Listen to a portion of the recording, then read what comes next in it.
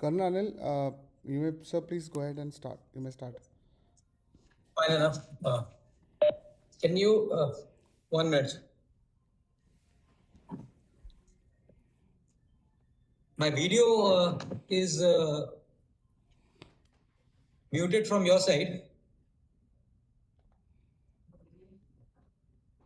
Can you hear? I'm Colonel Anil. Good afternoon to everyone. Am I audible? Yes, sir, loud and clear. Okay, fine enough. Now I'll share a small PPT and then take a confirmation. Just give me 2 minutes to share a PPT.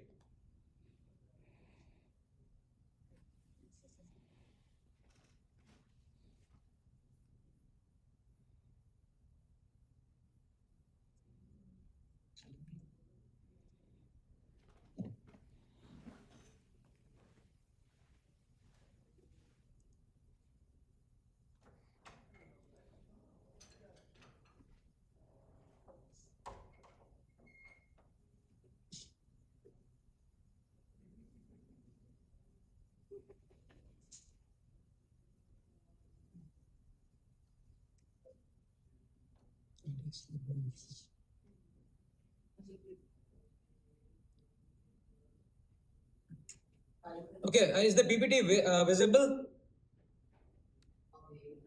Yes, sir. Okay, fine.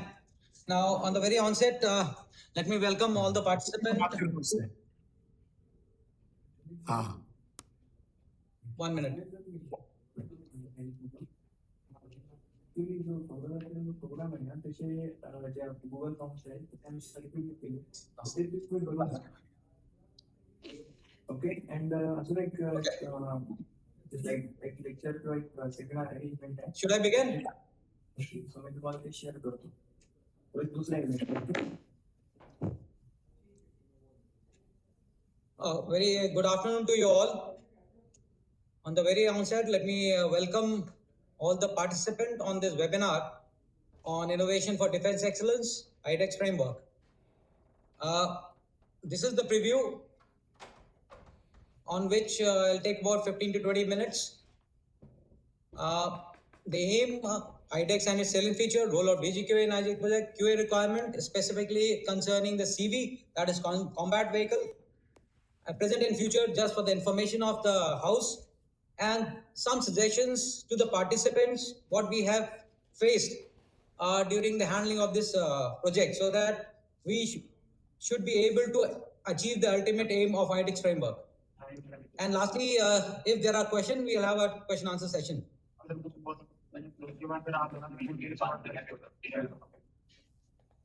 Just to confirm, slides are changing, I suppose. Okay, slides are changing, I suppose. Yes, sir. Yes, sir. Okay, thank you so much. Now, the webinar basically aims to create awareness in the startup MSME engage with iDEX in defense innovation and Indianization. Now, in introduction, I have kept a brief introduction, just giving what is iDEX. Now, and what is the iDEX objectives. Now, basically, iDEX was created by Ministry of Defense to foster innovation in defense and aerospace sector, engaging startups, MSME, and innovators. Now, iDEX also provide funding support and a platform basically to integrate new technology in Indian Army. iDEX was set up in April 22 with a financial 5-year budget of nearly 498 crores.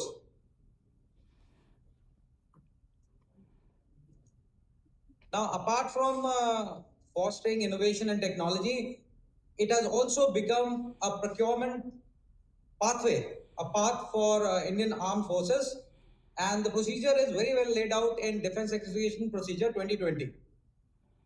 Now, basically in iDEX, what we are dealing is we are engaging with the startups and MSMEs, basically aimed at high innovation and low capital projects. The objectives of iDEX is to create an ecosystem in defense and aerospace sector by providing startups, MSMEs, individual innovators. By doing thus, we want to achieve a self-sufficiency for Indian military. By incorporating the new technologies or developing new technologies, carry on innovations, and then incorporating in the equipment which is already there, or incorporating in the new strategy. Now, iDEX also basically facilitating rapid development of new, indigenized and innovative technologies for Indian defense and aerospace sector. Aim of iDEX is also to do this, achieve the objective or procurement in a very short span of time. It is also creating a culture of engagement, of technologies, co-creation and co-innovation in both the sectors. Now, how does the iDEX is achieving this objective? So basically, iDEX also provides certain funds and financial support to the MSMEs participating, MSMEs, academia, and startups. Now, the second path to facilitate the participant is providing the access to the test facilities which are already existing either with DRDO or with DGQA or any other government organization as such, and simplifying and speeding up the procurement procedure. Management of iDEX. Basically, iDEX is by Defense Innovation Organization. It is a non-profit company which has been established by Ministry of Defense. Now, DIO, as we will call it from now onwards, is mandated to provide grants, streamline procedures, and basically DIO manages it from whom to whom, from the idea stage to the stage of procurement.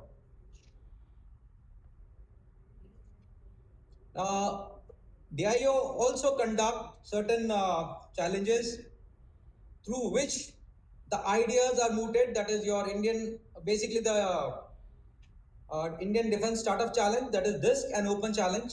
And the winners or the people who win this competition are willing to participate are also granted certain grant, which is called a Spark grant, support for prototype and research kickstart. Now, this grant is a very substantial money. It is about 1.5 crore and in special cases, it can go to 10 crores.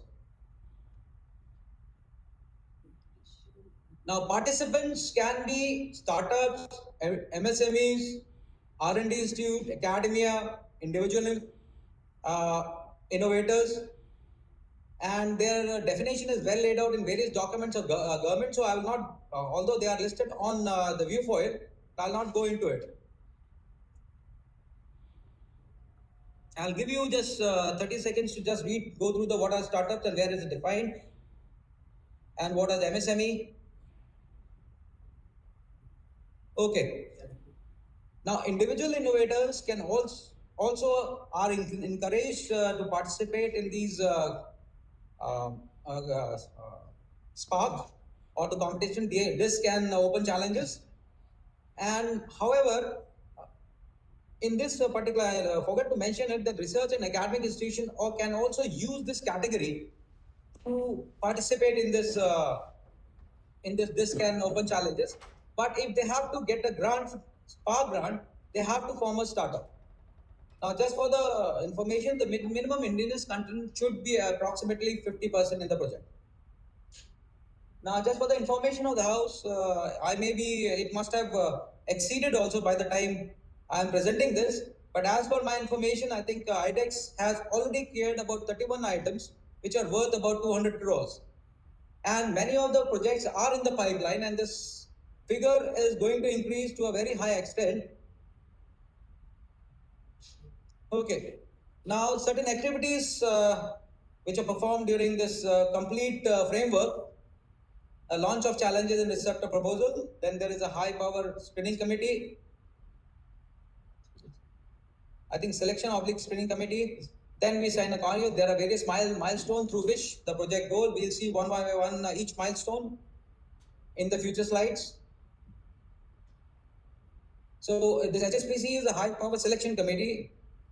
Now the job of the HSPC is written on the view foil.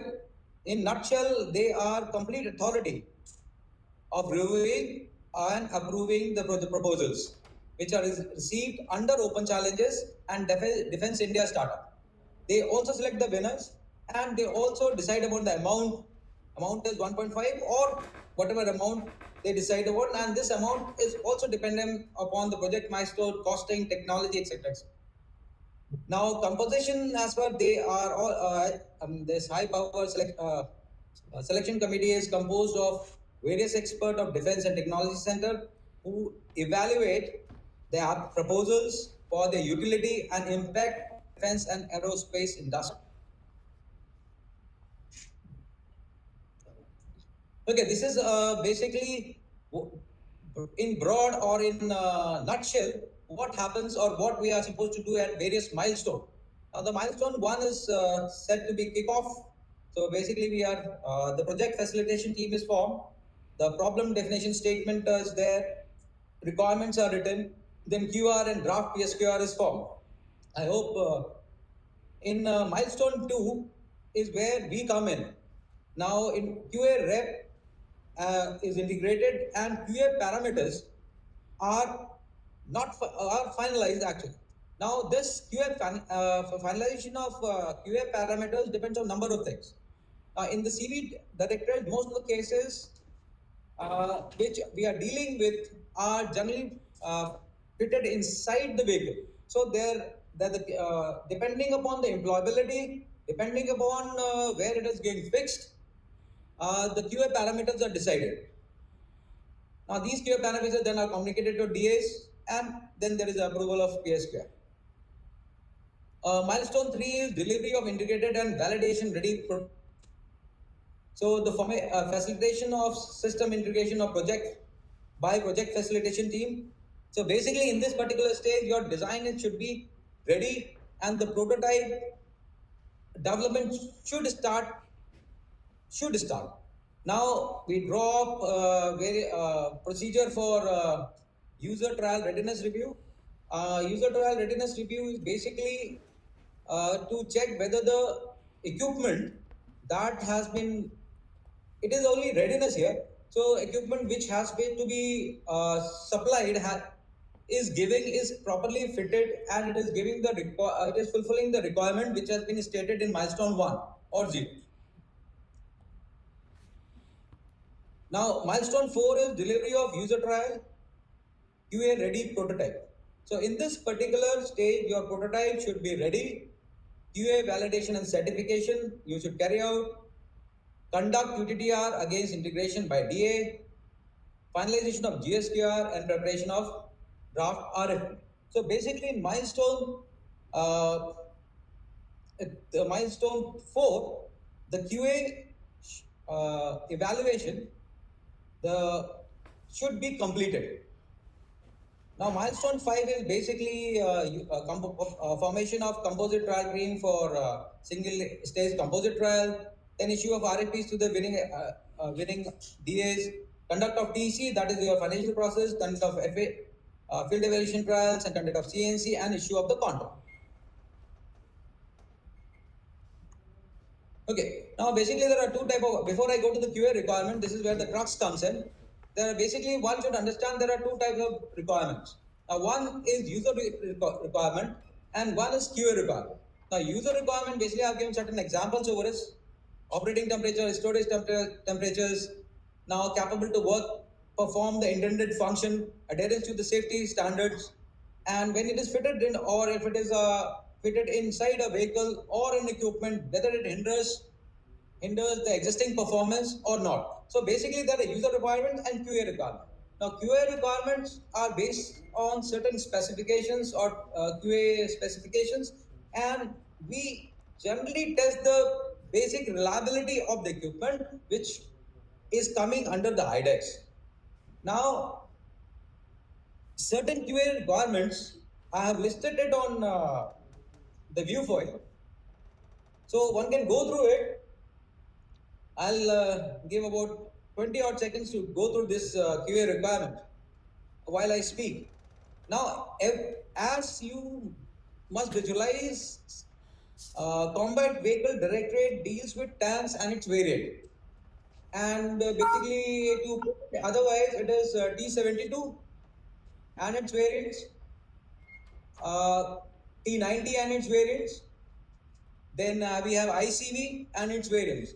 Now, when we say variants are nothing but basically the equipment is utilizing the same platform but performing has been modified for any other intended function. For example, we have troll tanks like T-72 troll, which has a T-72 chassis, but there is an added function to it that it is used to troll the mines. So similarly, when we say variants are these. Now, I'll just illustrate one of the specification which generally we are dealing with. Now, the serial number 1, which is JSS Penta 5 Division 4 2020, it basically deals with all electrical and electronic system. So in a tank, there are multiple type of systems. There is an AC can be fitted. One of the, like for example, CCPT, it has an AC. The basic equipment of ICVMP doesn't have an AC. So there is an APU. So there can be a new optoelectronic sight. Like there was a see-through armor and an iDEX project with us, which involved the thermal sights and optoelectronic sights. So in this specification, basically the categorization is given and what are the tests which has to be performed are given depending upon where they have to be utilized. For example, generally for us, for CV Directorate, electronics and electrical and electronics component, generally we are fitted inside the vehicle, that is ICV or the tag. Now this is this has been categorized in JSS Penta 5 in L2J table. The L2J table I'll again show in the next slide what is there in L2J table. So meaning of speaking to you is for every system that is going to integrate, there is a specification laid out. Few of them I have listed on the foil.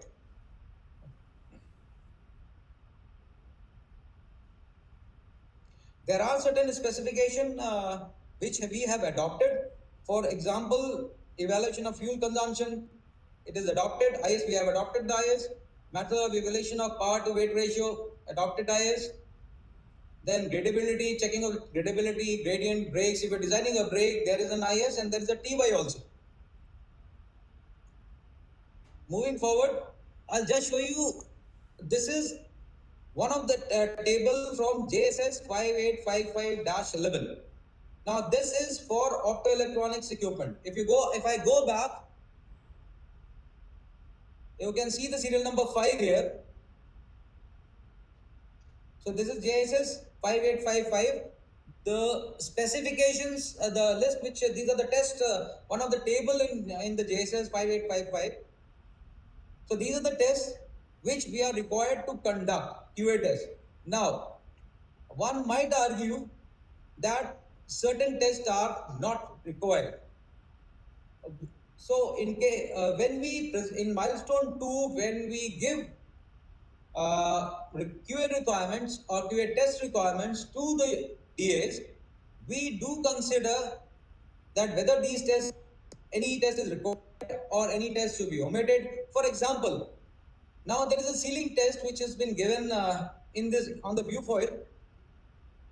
Now, if the component is not hermetically sealed, there is in the requirements it has not been mentioned that it is required to be hermetically sealed. So we will drop this test. So when we give you, we don't give you the sealing test. Similarly, when let's say your component which is or the equipment which is to come, it is mounted firmly on the hull or on the hull walls, then we drop test because the equipment is not going to come out ever. It will not be transported. So each and every test has a specific a specific agenda. The drop test, for example, I'll give you a drop test is being conducted to check the whether if when it is being transported from one place to another, in case it drops, in its case, whether it get damaged or what are the damage to assess that damage. Similarly, if drop test is not required and it is to be firmly mounted, then we go ahead with road and roadability and bounce test. So this is what I am trying to explain is it is not that complete tests are being conducted. Depending upon the requirement, we decide which test is to be conducted. And I will also recommend, or we have been dealing with a few DAs, in case it is felt that this test is not required, you are always welcome to discuss with us. And please understand, we are here for you. It gives us great pleasure to hold your hand and to see you through the procurement process or the initiative that has been taken by Government of India. We all with Atmanirbhar Bharat. So feel free anytime you feel that this test is not required or this test is required. Required, though I don't think so it will be there because we consider everything, but any DA in any future, they are free to discuss.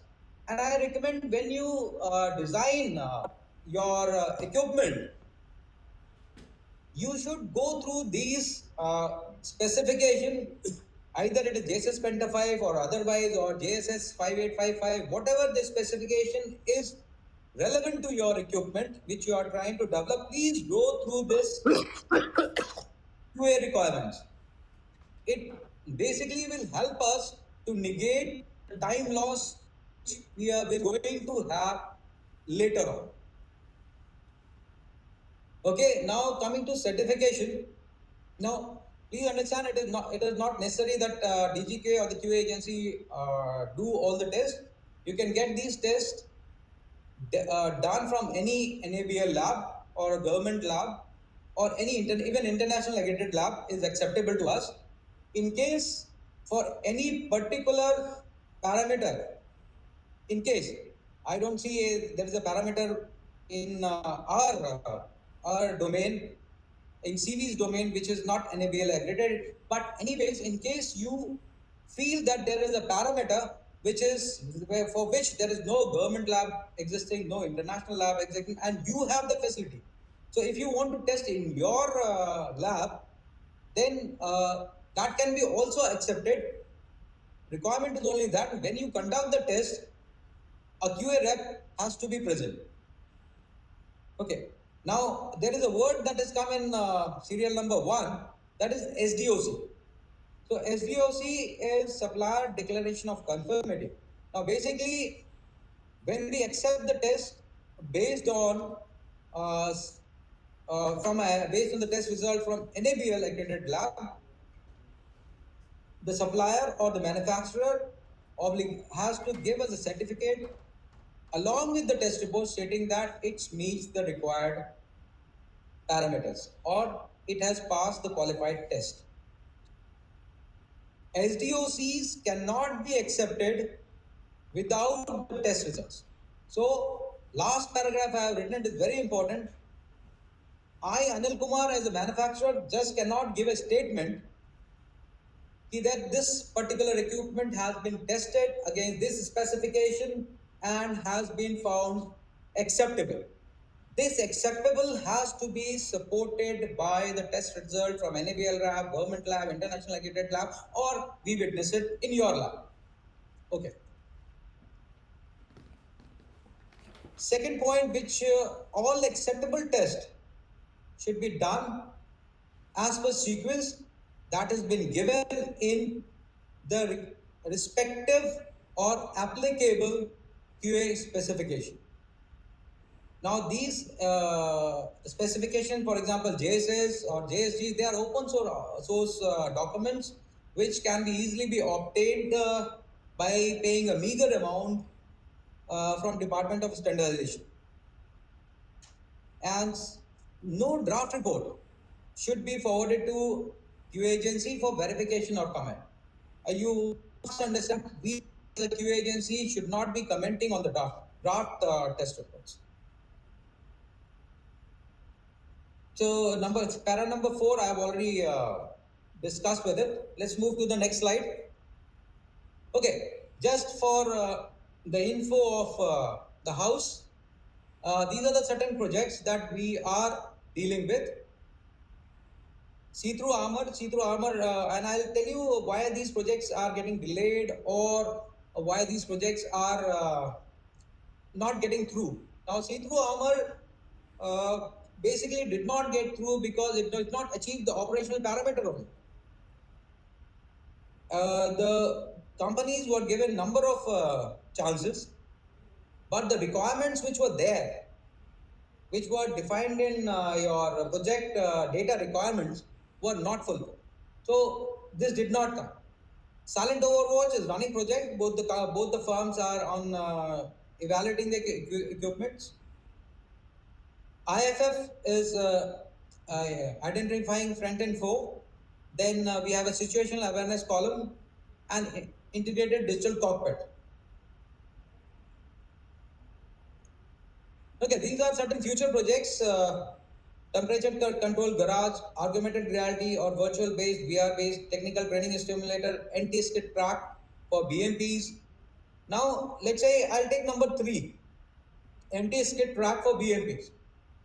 Now, for this particular testing of this BMP, there is already a specification which is already set. So, in case any of the startup or MSME is going to design these tracks, they should when we give the quality QA requirements to them in a milestone 2, I suppose, they should read this.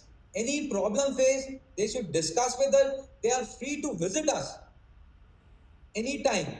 We are just a call away from them. So please call and come to us. We can exactly brief you what QA requirement is required, what will be tested, how it should be tested. I have taken this because this facility will not be existing anywhere in the country. Then another project is anti-drone capability for AFVs. Okay, before I conclude this small brief, these are certain experiences of ours as an HSP or a dealing QA agency with dealing with the already running projects. Now, it is my very humble submission to you all. Please read concerned QA specification before designing of prototype.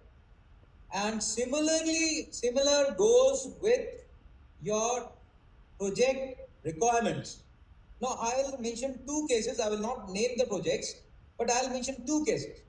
Now, in one of the case, there was a requirement of having, let's say, X amount of voltage. The equipment that was being designed or was in the iDEX projects was having approximate as the requirement, it was X volt. During the testing, when they are carrying out the QA testing, the X volt was not the output, and the output was much lesser than that. In the present cases, because of the versatility of where this particular equipment is going to fit it, certain amount of variation was accepted, but it may not be feasible in all cases. So please read the requirements. Another example is in the PDR, project data requirement, one of the equipment, it was said it has to be hermetically sealed. Now this was accepted by the participating startup oblique MSME. But when the first prototype was ready, it was clearly visible the equipment cannot be hermetically sealed.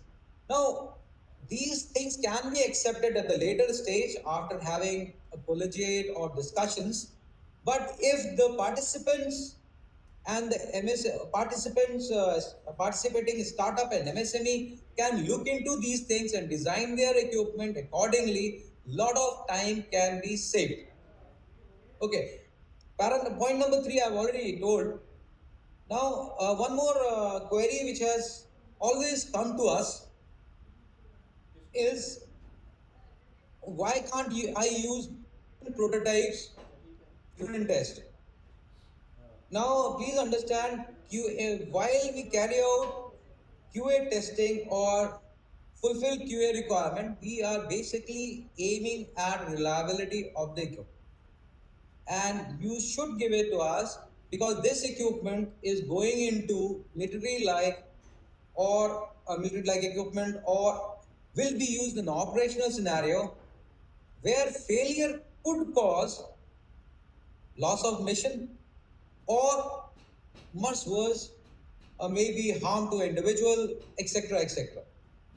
So reliability, what we check is reliability. Certain concession depending upon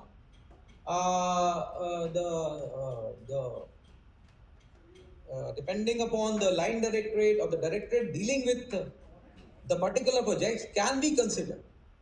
But then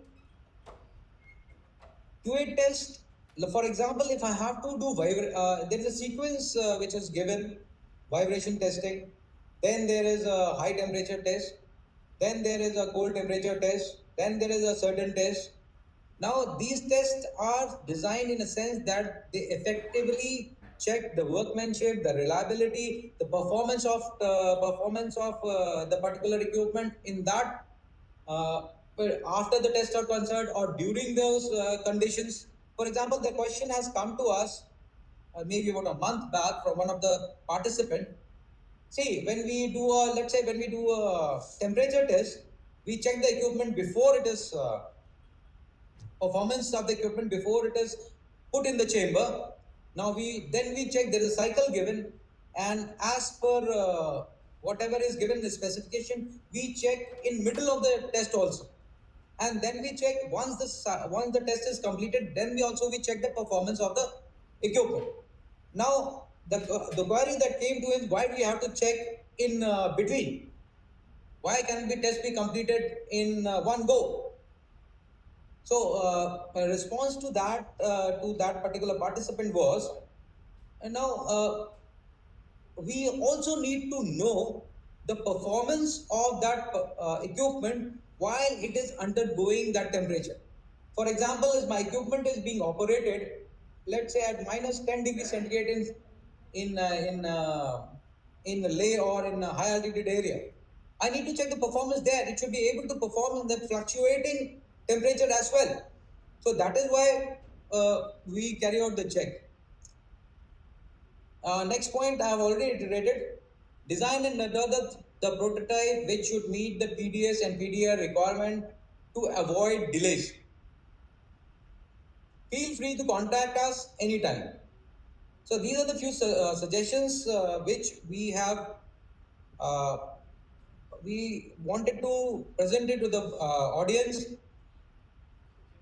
and which we face during the currency of the present iDEX projects. Okay, I have finished. If there are any questions pertaining to CV, Directorate, QA, etc., please, if I can answer, I will be happy to answer that. Namaste, sir. Thank you for the detailed presentation. Sir, when startups are approaching your agency, Yes. are there any do's or don'ts that you expect from us? As in, like some pointers, if you can share. See, we are bound by specifications. Okay, every assembly or sub-assembly or any equipment or any item which has been developed or getting integrated into the present equipment, they are all QA is always bound by specification. So each and every equipment you are developing, there will be a specification by which you have to abide by. Now there are certain tests. We only want that you should do those tests sincerely. Now, I'll tell you one more example. One should be avoiding this. I will only talk in terms of QA. Now, we have a case in which there was a testing done in two different labs, NABL accredited lab, two different parameters. But when the certificates were presented to us, both have similar registration number in the same time frame, same date.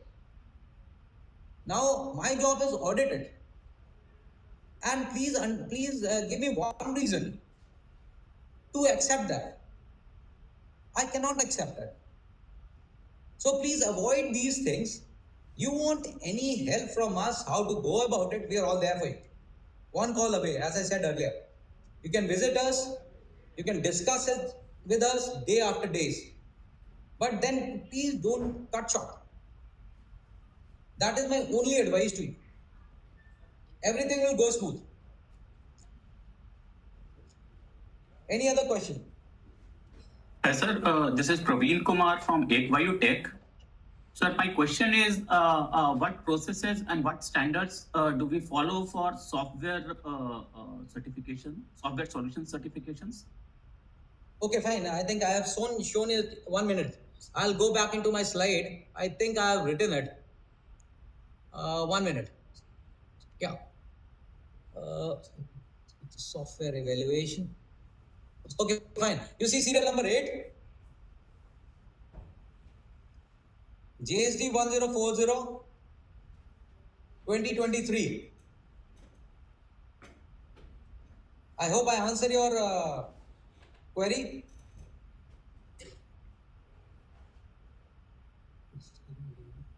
Again repeat. I think I am audible. Yes, sir. Right, sir. Right, sir. We got it. Thank you. One more thing before you. This is a half information which I have given. This will be available to you, but feel free. See, may I know what project you are dealing with? Sir, we are doing a DISC 9 project on cyber security. It is anti-phishing solution for Air Force. Okay. Air Force, I will not be able to comment, but if it is dealt for Army, we have an organization. You can obtain the number of the boss. You can call any of us, and you can discuss with him one by one. Now, software validation is discussed by basically done by CQS Systems, which is based in Secunderabad. So, any doubt, even if you go through this JSG, which test is to be carried? That's what I'm saying. Which test is to be carried out? Why it is to be carried? You see, as a manufacturer, my aim is something different. The QA agency's aim is something different. So where to meet? How to meet at one single point so that the projects go smooth? For that purpose, please interact. You can note down. You can speak to, if you are Army, dealing with Army equipment, it is CQA system based in Secunderabad. This is the JSC. Right, sir. Sir, thank you. Thanks a lot. And thanks for a very nice presentation. Thank you so much, gentlemen. Thank you.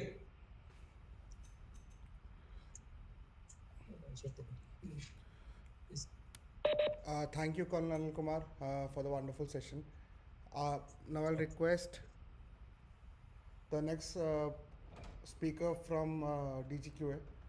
I think CQA Pune. You may please go ahead. Sir in one slide वो पहला speaker अभी खत्म हो गया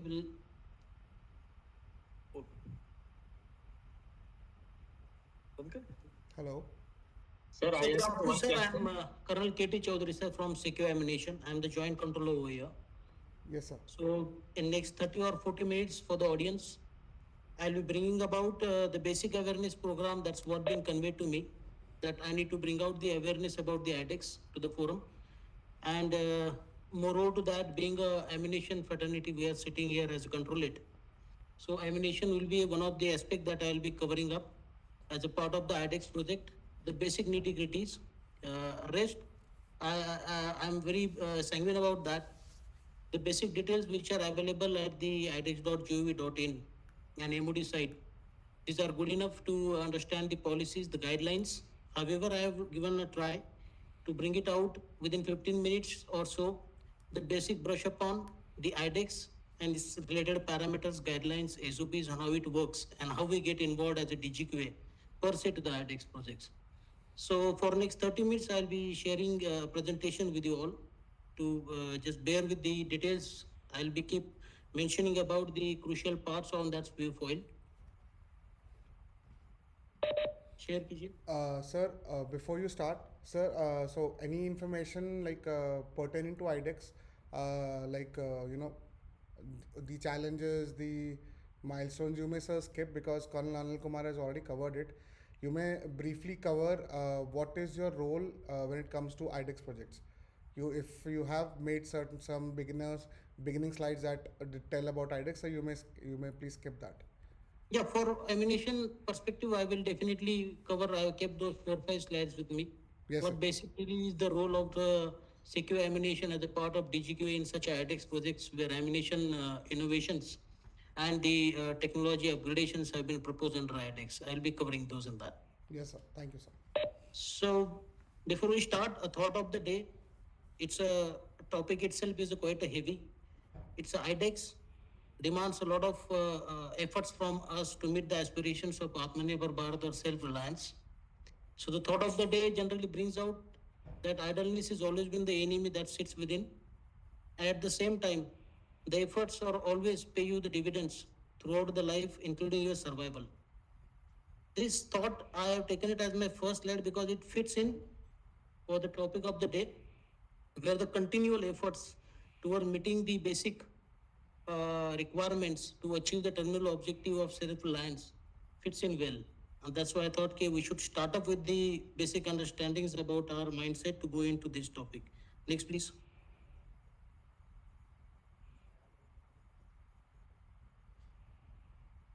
So this is only an awareness program pertaining to the innovations for the defense excellence, that is the iDEX.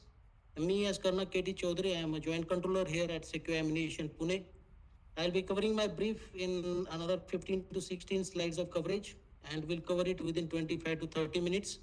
As Colonel Anil Kumar sir has already brought out the key aspects pertaining to the common domain of this iDEX, per se the Spark. So I'll be covering with the introduction part, what exactly the DIO and what are all iDEX or the innovation related projects for the indigenization of defense and aerospace sector stores. What initiatives or the limbs, executive limbs available with DIO, that is iDEX, Prime and Aditi. What exact role that DGQA play in the iDEX project. What project compliance means for DGQA as far as prototype evaluation is concerned. Before going into the procurement procedure, I must mention you here, there are two different phases for the complete iDEX domain. First, get the validation and confirmation about the prototype befitting the qualitative requirement that been projected by the user during their defense statement as a part of their problem definition, defense statement, and subsequently going into the draft PSQR levels. And I'll be concluding the topic thereafter. Next, please. So, ladies and gentlemen, we well are aware about self-reliance, the basic requirement that has been proposed by the government in the defense and aerospace sector, where the strategic autonomy for the production capabilities of the Indian industries. And when I say Indian industries, it includes in this particular topic everyone, the PSU, PSUs, the MSMEs, the startups, the individual innovators. So, per se, whenever I will call for a defense industries, please bear with me. These all are the part of that particular term. So the strategical autonomy in this production, in the production of the defense stores is one of the key aspects as far as self-reliance is concerned. And to achieve that kind of autonomy, it goes without saying that research and development and innovations are one mighty pillars that need to be fortified at the right time before going into the terminal objective of that self-reliance Atmanirbhar Bharat. So what is this iDEX and innovation exposure or the platform been awarded by the government since 2018? It is basically to explore and discover the potential. The Indian brains, the Indian industries have a tremendous potential as far as technological enrichment is concerned that need to be harnessed, that need to be explored and discovered at the right time to meet the aspirations of the milestones that have been set for the self-reliance. So this exploration and the discovery of the potential of our startups, MSMEs, innovators, the academia expertise, these all form the part of this particular topic for the defense and aerospace sectors. To achieve this kind of self-reliance, Defense Innovation Organization was introduced in 2017 by Honorable Prime Minister as a part of this complete framework, which is meant for the innovation and the innovative projects. So this framework was been made to encourage the R&D and innovations, and for that, a complete chain of deliberation being given to support this framework. As Anil Kumar sir has already brought out, the support for support for prototype and research kickstart is the basic war cry that been given for this Make in India slogan, and which further got into a basic model of iDEX. And this iDEX further bring out the various platforms or the sub bases available for the MSMEs and inventors and the PSUs also to go into the iDEX projects, iDEX Prime, Aditi, some open challenges. These are various parts of this iDEX platform.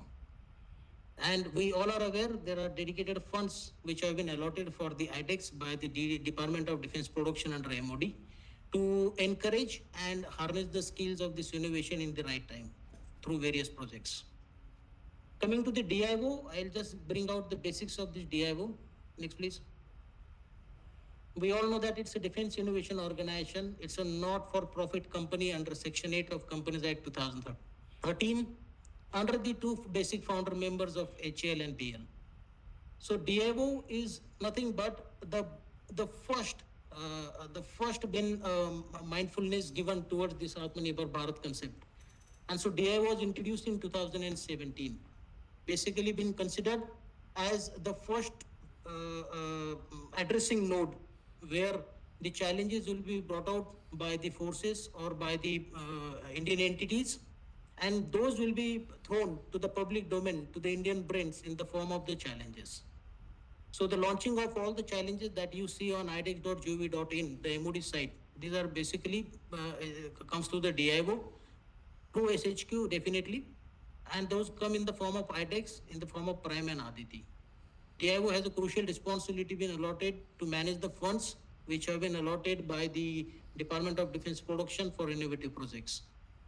And ladies and gentlemen, the basic aim of this DIO is nothing but to foster the ecosystem for the innovative projects. Foster means whatever things are available in terms of resources and in terms of funds with us, those need to be utilized judiciously to just bring the objectives as and when the timelines have been marked for each project. So the fostering of this ecosystem is one of the crucial role that DIO plays. The Defense Innovation Organization, for the sake of iDEX partners, that is basically for all iDEX projects, DIO has already engaged with 28 number of incubators. When you go through the policies and documents on MOD site, you will realize that the partner incubators, the PIs, the special column and the special mentions are given into that in those documents. It is nothing but the partner incubators are the expertise that been harnessed by the DIO in the form of academias, the skilled persons from the DPSUs, the expertise from the industries. So these all form as a suggestive and assisting body or expertise body with the DIO to furtherance of all the innovative projects that been brought forward by the Indian brains to the in the form of the solution to those challenges being thrown to them. Again, the role remains same, exploring and discovering the innovators and the startups and MSMEs, again, a basic role given to the Defense Innovation Organization, DIO. Next, please. The complete structure about this iDEX is brought out in various documents. I tried my best to just bring it out on a single foil, which says, starting with the right top corner, the Make in India, the basic slogan of self-reliance, Atmanirbhar Bharat, that has been vision by the government, banked upon a very crucial aspect of the support for prototype and research kickstart, that is a spark, under which the DIO was formalized in 2017 by Honorable Prime Minister, and DIO specifically been tasked to go into the innovations and harness the projects which can enrich the defense technologies and the defense products. In 2018, under the DIO, the iDEX platform been established, and under iDEX, the Open Challenge, iDEX Prime and Aditi, the three basic sub-based platforms been awarded for the participation by the Indian MSMEs and innovators for responding to the challenges. Here you can see this complete platform is open for the startups, MSMEs, and individual innovators, as I made out already. The theme remains very crucial and very pertinent to the innovation task allotted to DIO, that is research and development, the prototyping, and the pilot implementation. So as I mentioned to you already, these all activities which forms under this complete slide or the complete thought process, it is to just find it out that my requirement has been brought to the level of a prototype by a particular responder, whether he is an individual innovator or MSME. The moment we realize that the prototype has brought to the shape where it can be going to the mass production or the procurement by the government, so in that case the phase 2 starts, where you can refer the DAP 2020 chapter 3 make an innovation, where the complete procedure for the acquisition of such stores is already illustrated. Next please. We'll just see one by one the basics of the iDEX. We all know that it's an innovation for defense excellence launched in 2018. It's the executive arm of the DIO, as already discussed with you all. The aim of this complete platform is to create that ecosystem for innovations in defense and aerospace sectors. And as Colonel Anil Kumar sir has brought out, the iDEX works on the DISC base, that is the DISC, that is the Defense India Startup Challenges. Every DISC contains considerable number of challenges given by the SHQ, or can be considered as a part of a DISC if it is coming under the open challenge. Now there is only a basic difference between these two.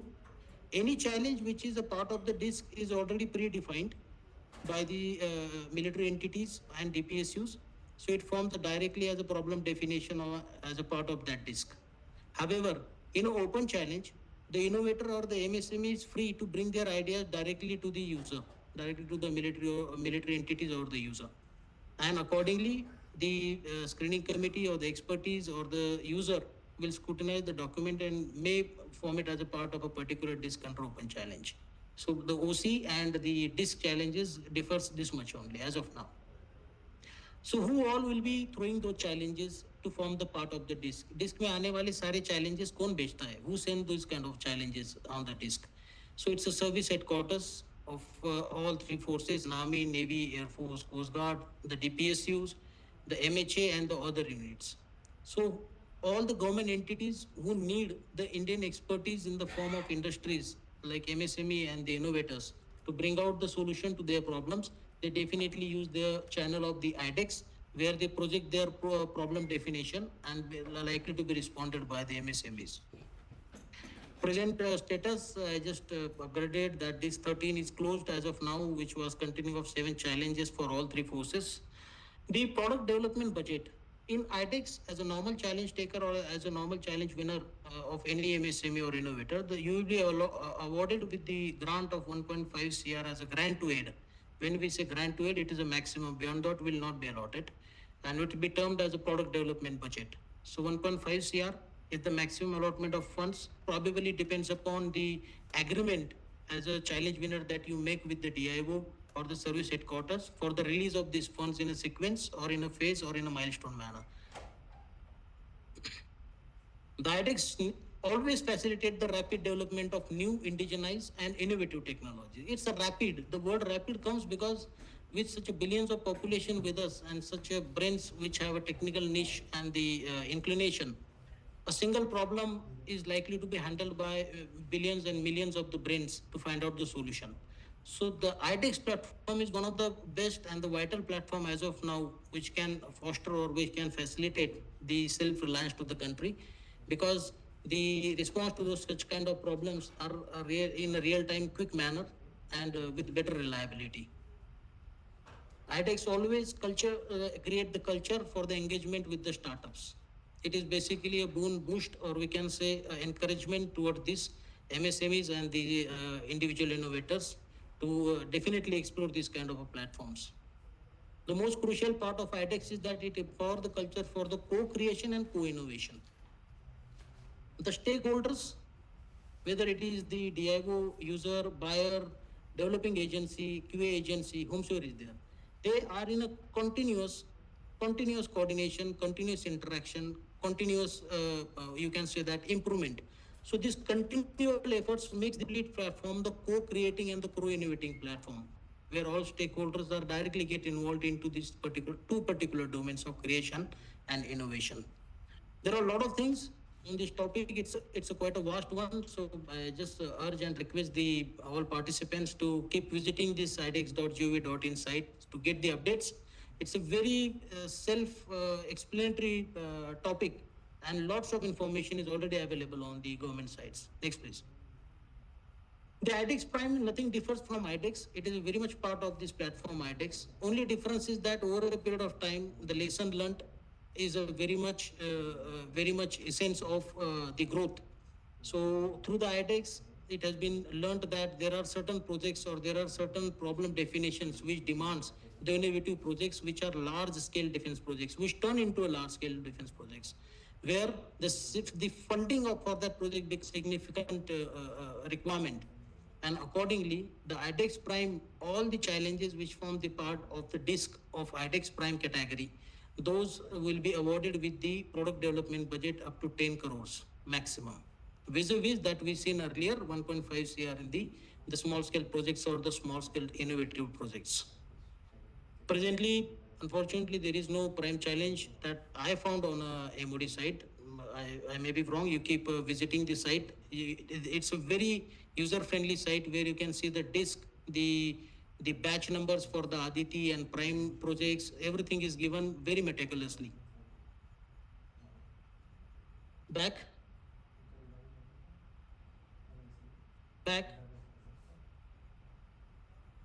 So open challenge, we have seen already the open challenge. We have seen the disk-based iDEX projects. We have seen literally upgraded with the fundings, the projects under the iDEX Prime. And now, next please. And now Aditi, the platform launched in 2021 by the government, basically inclination towards the critical technologies. And when we say critical, these are the dream technologies, we can say, of the current situation of the battlefields, current situation of the human growth and human intelligence. So Aditi stands for the acing development of innovative technologies with iDEX. And when we say the development and innovative technologies, these technologies are truly critical technologies. As I already listed in my third bullet, you can see the quantum technologies, the artificial intelligence, cyber weapons, non-kinetic and contactless warfare, nuclear technologies, underwater surveillance system, networking. You name a thing which has a direct bearing on the national defense or the national technological hub enrichment. In those cases, this kind of projects will be considered as one of the critical and the strategic projects and will form the part of Aditi. The part of Aditi always give proliferation for better development and better R&D because the funding level for the product development budget has increased here up to 25 crores. These all kinds of budgets, when I mention the PDB, these PDBs are generally been considered as the 50% of the cost that the government envisage for the development of such projects. Rest, the innovator has its own ingenuity to apply his own resources in the form of finance to bring that prototype to the level of the requirement of the user of the buyer. Next, please. Now, back. थोड़ा शांति से चलेंगे Anirudh, we have a time. Huh? We just seen about the basics, about what iDEX is there, why this platform is there, how the iDEX get transformed or how the iDEX get operated through open challenge, through small scale iDEX projects, through iDEX Prime, the bit larger projects, and Aditi. Now we come specific to the iDEX project, which the innovator and the MSMEs should know the basics about how the iDEX project goes ahead. The word project facilitation team I mentioned at my view file at the down bottom is the word which is relevant to every stakeholder. Now, me as an entity of DGQA get involved from this slide as a PFT member. So the PFT is the project facilitation team, as the name brings out.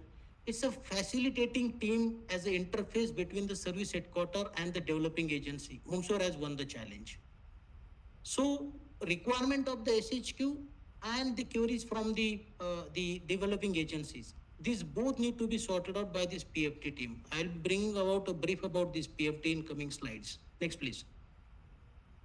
The basic movement of the project under iDEX generally goes in this similar fashion, which is there on your view file. The DISC, that is the Defense India Startup Challenge, contains about the problem definition, or we can say the challenge definition, which on reading on a public domain, the MSME oblique individual innovator need to apply against it or apply for that. So apply for that, what exactly you need to do, that I will cover it in the milestone 0 and so on. So once the challenge has been identified by MSME and individual innovator, you need to apply it online given in the iDEX.gov.in. The application will be scrutinized, what Colonel Anil sir has brought out, that is the high power screening committee or the selection committee.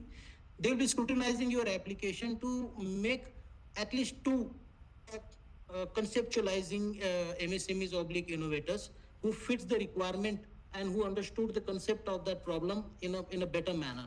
So those will be declared as the DISC challenge winner, that particular problem definition DISC challenge winner. Once it happens, then there is an agreement. What sir has brought out in his slides, the contract oblique MOU or agreement. That will be done between the challenge winner, MSME or the innovator, and the service headquarter. Here, agreement, the moment agreement finishes up, the funding and those all clauses will form part of that agreement only. But from this very moment, the PFT comes into place. The service headquarter need to nominate or complete composition of this PFT, the project facilitation team. After the agreement and the funding related matters been sorted out between the service headquarter and the MSME or challenge winner, then development process starts. So development process once finishes up, and when the vendor or innovator is quite confident about his prototype, that it meets the basic requirements about QA and functionality at par of whatever the qualitative requirements projected by the service headquarter during the time of development and design for that particular prototype. Once he confirms that he is ready, then there is a UTRR concept earlier followed. Earlier it was a user trial readiness review. Nowadays they follow all iDEX projects under SSCT.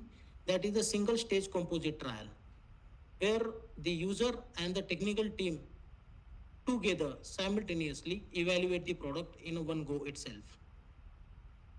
When the SSCT get completed and compliance is awarded, if the prototype made by the challenge winner, MSME oblique vendor or PSU, whomsoever is there, if that prototype is found compliant against the SSCT trial directives, it shows very clearly that what your prototype you have made is fit for the qualitative requirement and now ready to go for the procurement procedure through any addition oblique deletion of the qualitative requirement before freezing the GSQR for that particular article. Next, please. General milestones, what Anil sir has already brought out, but milestones are the project based. It's not sacrosanct that I have 5 or I have 6 or I have 3 milestones. It has to be worked out in a judicious manner. Guidelines are clearly been given in the documents otherwise. For general point of understanding of the forum, the milestones that been considered, like in milestone 0, you sign the agreement as a challenge winner. In milestone number 1, it is expected from you that you should conceptualize your design as a prototype, befitting the requirements that's been given as a primary requirements or the prima facie requirements given by the buyer oblique user. Milestone number 2, it is again the challenge winner, MSME, the innovator, the PSU, whomsoever is there. He need to now go into the detailed design and development. Conceptualized design has to go on after the board has to go on to the floor and become a part of the development, where the analysis in the form of simulations or the lab test is mandatory for the DA before enriching into the next procedure. Milestone 3 is the development trial levels for the critical systems identified by the developing agency, and their validation has to be done through developmental trials. In the 4, the in-house validation of the complete end stores, and in 5th, they offer the prototype for the single stage composite trials. So, ladies and gentlemen, I brought out these milestones as a part of the ammunition store I'm talking about, because I myself is also handling one of the iDEX project. So these are the basic milestones that need to be envisaged as and when you are planning for any kind of the iDEX project to go in. You all are well equipped, well-resourced, and very wise people around the industrial domain and arena. There is nothing new to say for this. But what I found over a period of time, the most of the industry is likely to follow the waterfall model or the incremental model to go step by step. And in that bargain, most of the time, the iDEX project loses the timelines. So there have always been a possibility that you need to explore through your analysis whether I can go in a hybrid model, that is the agile and waterfall or incremental both, or I should go in agile or I should go in a hybrid. You have better tools for selection of such a kind of approaches for the projects. However, these milestones need to be touched upon in the well-defined timelines to meet the specified timelines in the documents. And as I mentioned earlier also, PFT is always there. The project facilitation team is always there available for you. It will be interacting with you on a very frequent basis and at the same time monitoring the progress that you are doing with the milestone based toward the prototype making. Next, please. Basic details about the project facilitation team. I already brought out. It's a line directed public service headquarter nominated officers led team where the members are from the Department of Defense Production and DGQA member or the Quality Assurance Agency of Government, maybe DGQA, maybe DGAQA or DGNI for the naval projects. MOD Finance or IF is one of the member, and the OIC may ask for another associated members as the expertise for the timely suggestions and way ahead in case of any hitch is there in the projects. PFT always acts as the interface between service headquarter and the developing agencies. I already brought out that it responds to all the DA queries. Whenever queries are there, especially in ammunition, there are a lot many questions comes from the MSME. From where we will get the empties, from where we will get the empty ammunition, from where we will get the explosives, where are the vendors, can we have technical information from the AHSP of ammunition, can we have the ranges allocation, can we requisite your laboratories. So everything which is directly or indirectly involved as a basic step in their development, this forms a query and comes to the PFT. And PFT is always there, as I mentioned to you. We'll definitely we're guiding it also to the industries on the part of their basic requirements. Either it is available but not known to them. Like in case of DGQA, we have the defense testing portal. So whenever ammunition firing under developmental trials in milestone number 2 and 3 need to be conducted, so in that particular stage, they walk up to us and say, where should we conduct this kind of trials? There are sites available. In DGQA site, clearly portal is available. You put your requisition through online. It will save your time. So this kind of guidance, assistance is the prime responsibility of this PFT member. Monitoring the progress is again goes without saying as a PFT role for this kind of iDEX projects. Next, please. Now I'll come to specific to the ammunition store where I will talk about the compliance. The compliance, when I use this word over here, it is basically a technical compliance of the iDEX project when it brought forward to the SSCT by the developing agency and with the requisition for conduct of the test to find out the compliance of their prototype with the trial directives based on the qualitative requirement by the problem defining agency or the buyer. Next, please. For ammunition, if I say, I need to make a compliance, so this compliance will be based either on the draft PSQR, which has already been formalized before the development stage finishes up, or it is a PSQR straight away, or it is a GSQR, whatever level of compliance I need to give. So why I mention about stroke, because more or less, this is the only approach that will be followed in case of the compliance analysis of any ammunition stores. So this compliance will have 4 major factors to think on: the physical parameters, the functional parameters, the safety and security aspects, and shelf life assessment. As the name goes, the physical parameters, whatever physical parameters given in the qualitative requirement in the PSQR or draft PSQR, like in the form of weight, height, diameter, breadth, width, whatever is mentioned over there as the prototype or the product requirement, that will form part of this compliance matrix in a physical parameter header.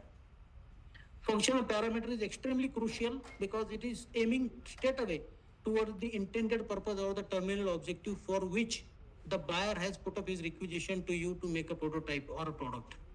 So functional parameters in case of ammunition has to undergo the static test and the dynamic test. Static tests are those tests which likely to be conducted either in the laboratories or in situ premises of the developer, where where the compliance of the sub-assemblies or the critical assemblies may be checked under the static test. Dynamic firing goes without saying. Dynamic firing definitely requires a full-fledged and deliberate arrangements for firing the ammunition in the ranges, and various tests pertaining to the terminal objective or the terminal requirement of the user, whether it is a range, whether it is a standard deviation, whether it is the penetration of the armor, whether it is the muzzle velocity, whether it is the precision level. So what are all parameters mentioned in the qualitative requirement will form part of this functional parameter analysis at the time of compliance check. Safety and security aspects, as the name brings out very clearly, whatever you make, whether prototype or product, has to be safe and secured for user and for all stakeholders who are involved in handling of those ammunition. In that case, it is the safety and security for users, for transportation, for handling, for carriage, and for storage. There are various tests which are involved in identifying the compliance of the prototype or product. I will bring out in the next slide. But you must be aware that these are all what parameters under which the prototype has to be analyzed, evaluated prior going into the contracts. Shelf life assessment, a very vital parameter, and definitely always being a form of the quality requirement of the buyer. Every product you make, if qualifies in physical, functional, and safety and security, all aspects, but fails in the shelf life assessment, it is non-compliant from our side. It is very simple that this product is not been likely to be bought by the buyer as expendable. Just buy it and just use it. It's not like that. Most of the ammunition stores are likely to be stacked for a prolonged time for the operational and the defense readiness. In that perspective, the shelf life of that particular ammunition store, that it will perform for that complete period of shelf life to meet the intended purpose of that buying, has to be compliant and confirmed by the developing agency. Next, please. If I plot it in a general manner, in a very raw manner, to understand the novices of the compliance and for ease of understanding of the forum, if I say the column number 1, the evaluation, the various parameters we talked about probably may go couple of parameters increase during the time of evaluation or decrease during the time of evaluation. How it is going to be a flexible? Because these are only been the general parameters we brought out. Probably the qualitative requirement in the draft PSQ or PSQR have more elaboration or more deliberation given to the various technical and QA parameters. We definitely will form part of this kind of compliance checks. So in evaluation, for example, physical parameters, functional test, first column, safety in transportation, in handling, in carriage, the software test or software evaluation, electronics, whatever electronics components are there, whether it is a programmable circuit board is there, sensors are there, whether it is a navigation system, inertial, navic, whatever is there. So whatever forms part of the electronics, again, will form part of the evaluation for the compliance. And definitely the interference and the EMCs will again form part of this. So how the compliance will be conducted, how this evaluation has to be considered. There are so many standards which have a direct bearing on the ammunition stores and definitely need to be assessed as a time-tested standards and well written standard by Directorate of Standardization or the international bodies. For example, in physical parameters, there is no requirement of any standard. It's a visual and dimensional checks will be conducted by the QA agencies or the SSCT team for giving a compliance to physical parameters. When we talk about functional test for ammunition, all dynamic tests are conducted and the compliances are being made according to the Joint Service Specification JSS 1395-01. Whatever standards I mentioned to you over here, it is either available on the internet easily if you search it on, and if not, then what Colonel Anil sir has brought out, you can approach Director of Standardization for a copy of the same. In case of safety of the ammunition stores for transportation, handling, carriage, in that case, the Joint Service Guide 0102 is available, which talks about the conduct of various environmental testing on the packages and the store in unpacked condition also to confirm its reliability and safety for the user for transportation, handling, carriage, and storage also.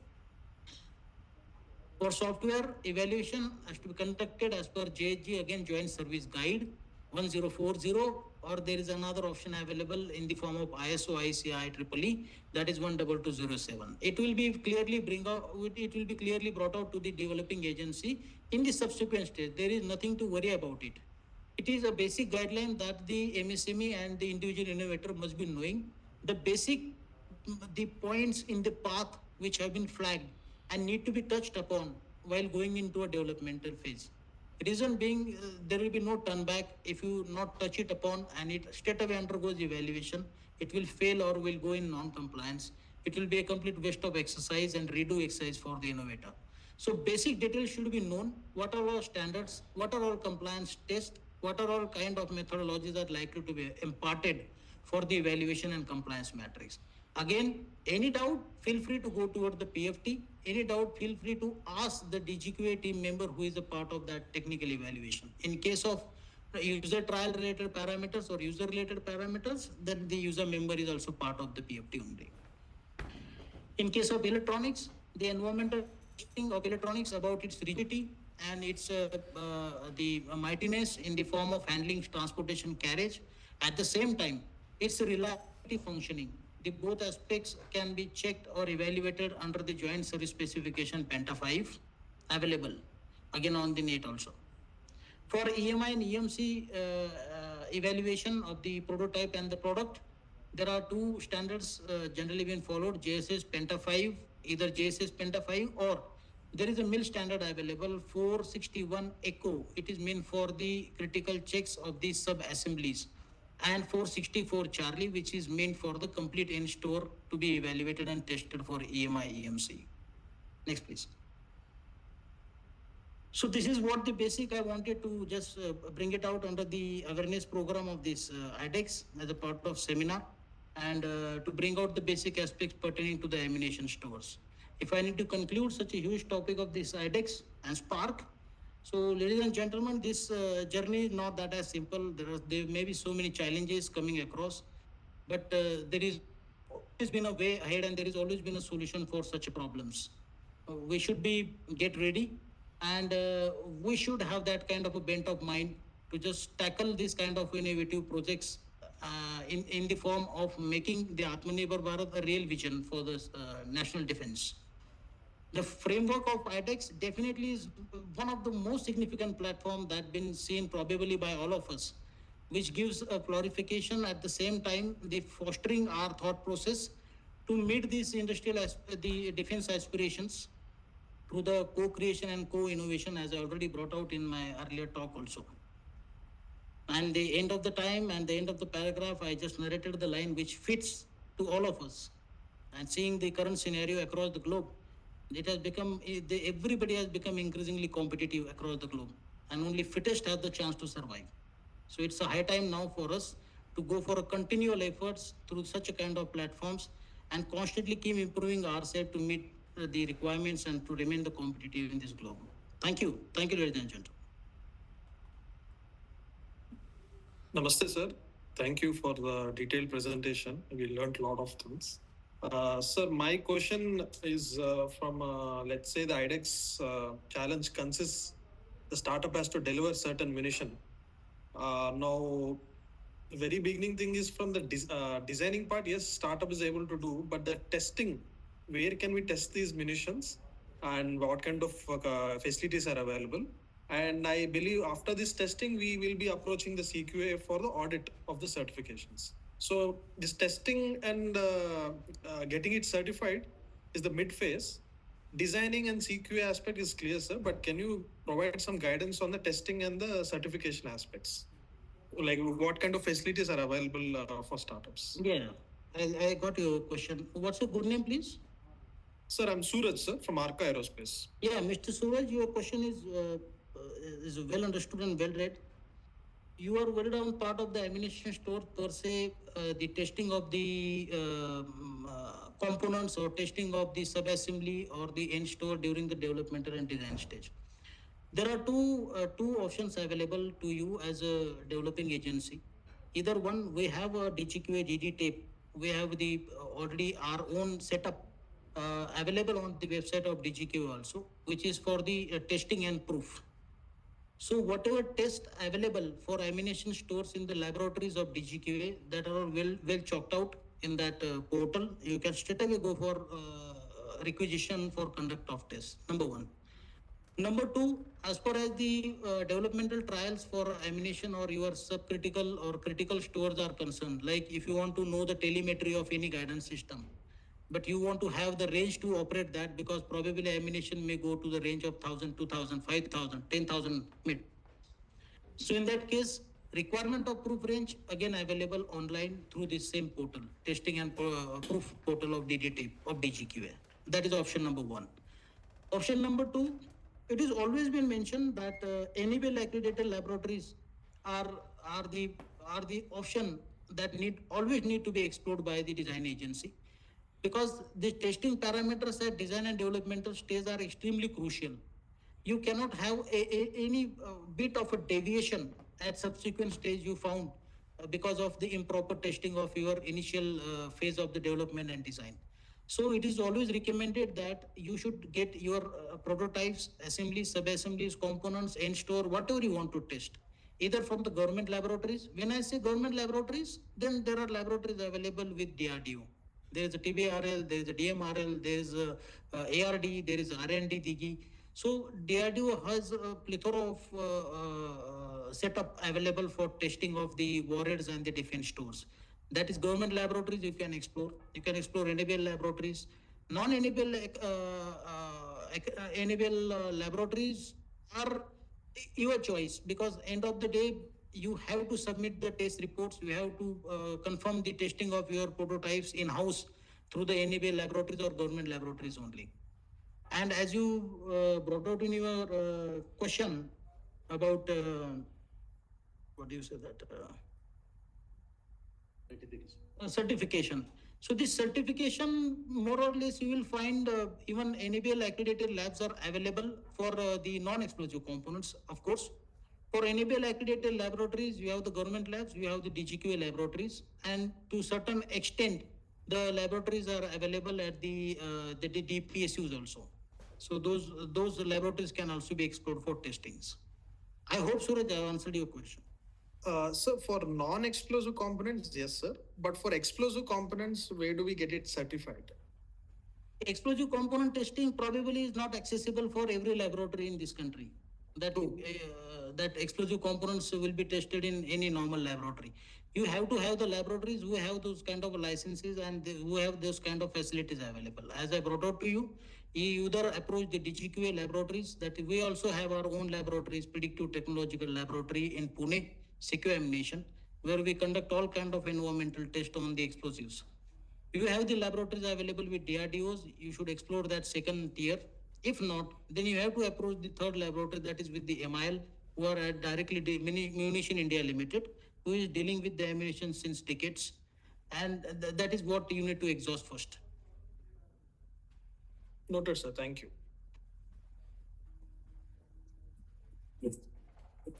Sir, good afternoon. This is Sanjeev from Meron System. I just want to understand. I just gone through your PPT. During that, I understood there are certain tests with respect to some standards.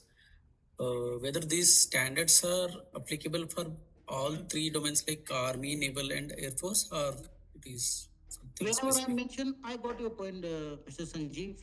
Wherever there is mention about JSS, it's a joint service specification which have been adopted and agreed by all services, all tri-services.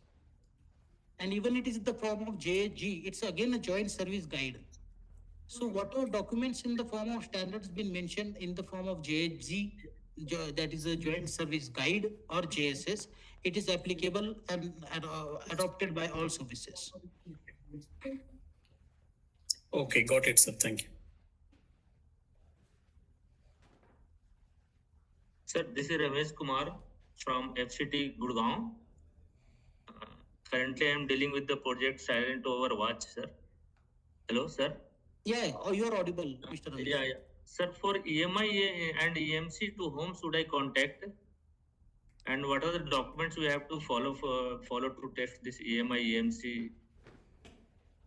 EMI, EMI EMC facility is for defense point of view. Generally, most of the stores get evaluated at the infantry school Mahu. They have a different setup of over there.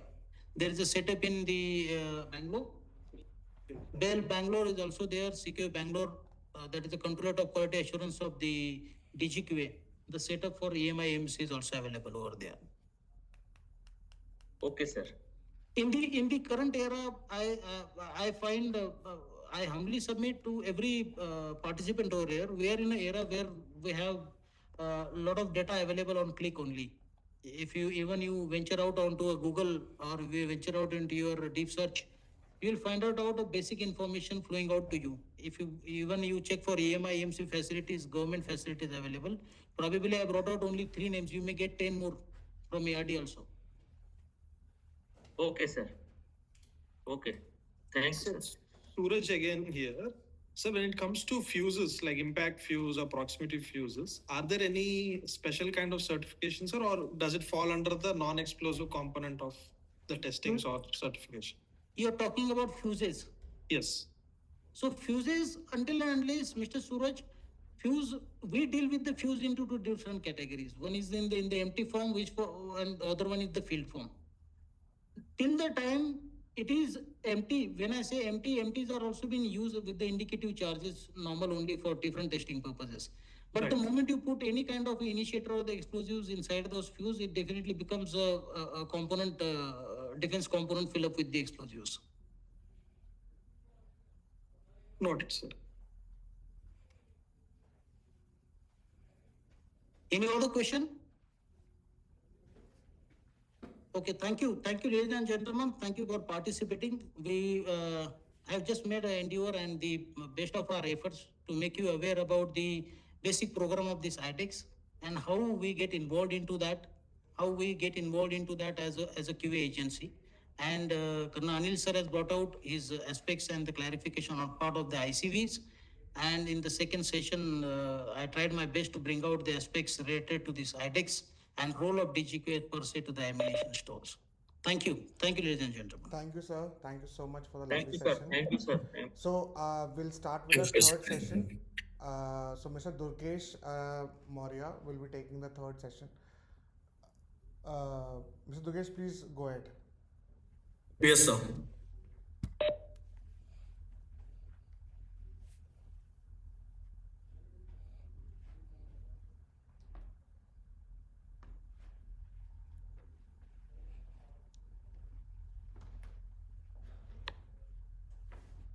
नमस्कार, मैं दुर्गेश राज Maurya, security NC Kanpur से SSO2.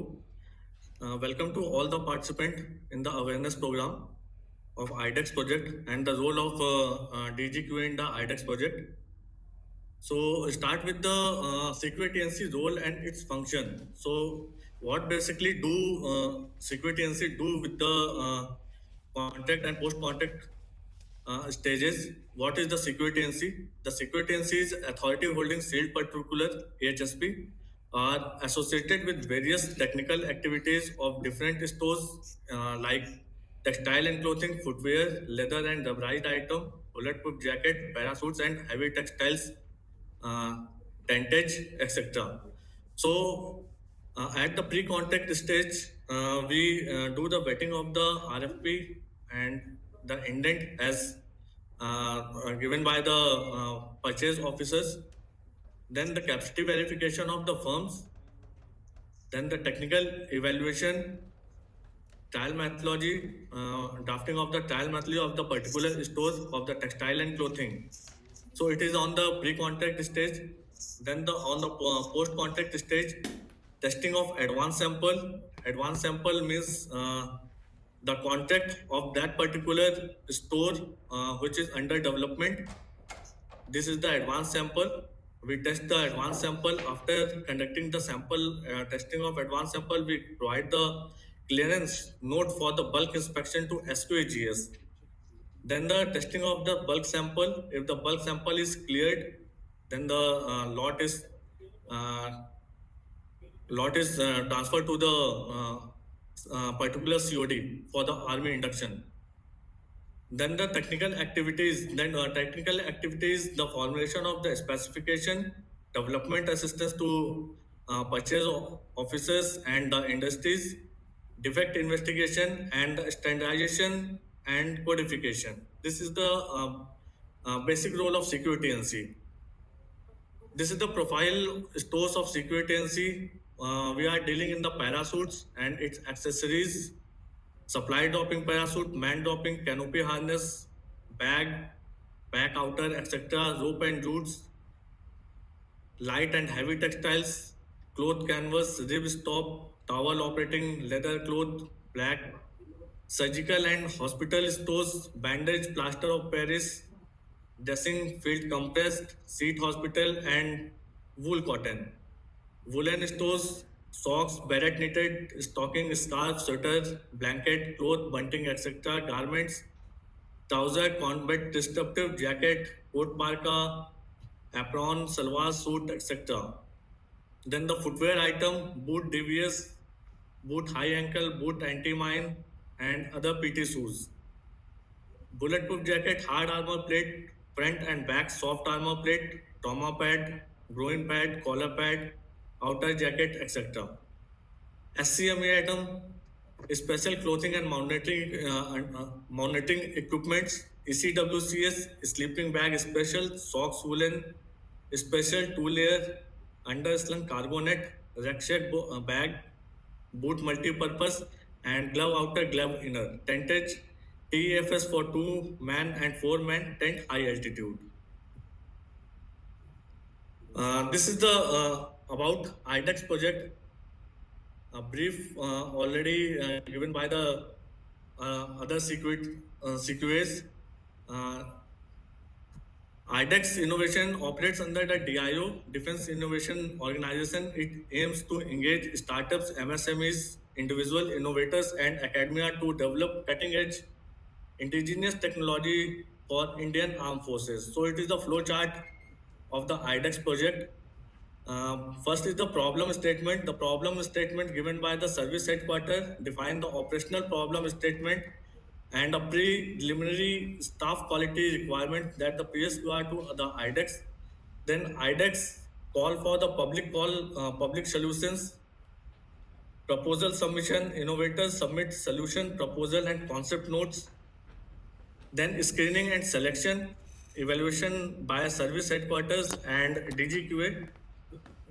Funding, financial support, make to type, then prototype development, design, fabrication, and testing of functional prototype, evaluation by DGQA, trial and testing, lab and field trial under supervision of user and DGQA, evaluation and acceptance of the prototype as the result assessed by the trial evaluation committee during the trial and testing, then the final procurement and production.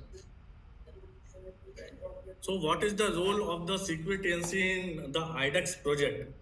The Directorate General of Quality Assurance plays a vital role in ensuring quality standard and product reliability of defense equipment and systems procured by the Indian Armed Forces in the context of the Innovation and Defense Excellence Initiative. DGQA act as a key enabler in assessing, validating, and facilitating the transition of innovative solutions from prototype to production stage. So start with the pre-development stage. In pre-development stage, DGQA provide all necessary technical input of user requirement as per the PSQR, current specification which is under use of the army, the current store, the samples of the current store, and other relevant technical data of the QA. After the pre-development stage, we provide a consultative support for the development of prototype sample as per the user requirement, test requirement, their specification, Indian standard or any international standard, JSS or other army standards. Then it's come to the field evaluation trials. In the field evaluation type, prototype undergoes field evaluation under realistic operation conditions performance, durability, and maintainability evaluation are assessed by DGQA. DGQA oversees quality and reliability tests to ensure prototype aligns with the QA certification needs. A trial evaluation committee compiles the trial result, feedback, and DGQA recommendation. Successful prototype recommended for induction.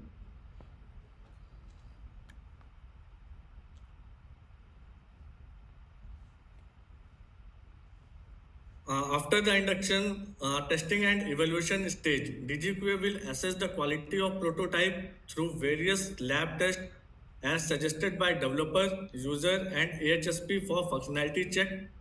DGQA ensures the trial are conducted in accordance with the standards and provide structured feedback for improvement if required.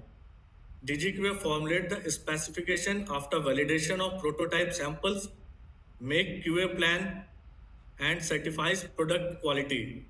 Vendor required to register their firm's startup with AHSP. The capacity verification of the firm will assess to ensure that the firm has the ability to manufacture quality product and ensure that the firm is original equipment manufacturer of inducted product. So this is the trial evaluation, testing and evaluation stage where the DGQA is the major part of this. Before the induction of the sample, vendor needs to register the firm or their company with the HSP to assess the firm is actual manufacturer or not, and it provides the quality product or not.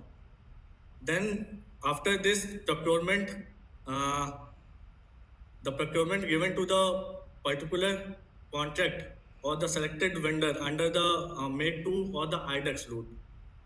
After the contract, post-contract stage, DGQA continuously quality monitoring during the bulk supply through visual inspection and lab test of each lot and provide the feedback for improvement. So this is the final, this is the core role of security TNC, that the textile and clothing equipment. Currently, we are handling the indigenous development, which is under user trials, and this is the integrated mobile camouflage system (IMCS). The IMCS is a system designed to significantly enhance the stealth capability of armed forces vehicles. It achieves the signature management by controlling the object's signature across multiple spectrum. So this is the small introduction of the security TNC role about the iDEX project and the role of the security TNC. That's the short story of my project, of my presentation. Sir, any question?